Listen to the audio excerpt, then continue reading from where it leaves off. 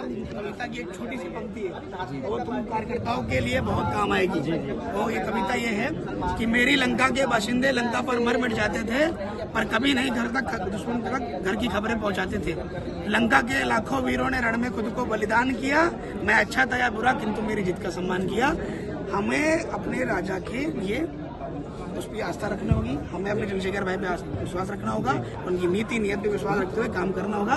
तो कहावत जो मैंने बोली, मैं अच्छा था या बुरा किंतु मेरी जिद का सम्मान किया, भाई चंद्रशेखर जी की जिद है कि इस देश के अंदर बहुजन समाज के लोगों को, दबे कुचले लोगों को हुक्मरान बनाना है। तो हुक्मरान बनाने के लिए आप सब लोग ये जिद को कबूल करो, जिद के साथ जुनून के साथ गली गांव जा करके आजाद समाज पार्टी का परचम बुलंद करो, ताकि किसी भी सूरत में हमारे ऊपर अन्य अत्याचार न हो पाए। और जब कोई अन्य अत्याचार जब नहीं कर पाता, जब हम सत्ता में होंगे, हम सत्ता में होंगे तो कोई भी अत्याचार। एक बात हम भी कहना चाहेंगे, बात आप भी सुनिए, ये बात हम अपने जैसे मुसलमान हैं, हमें उनको भी देना है और ये जो हरजन भाई उनको भी देना है।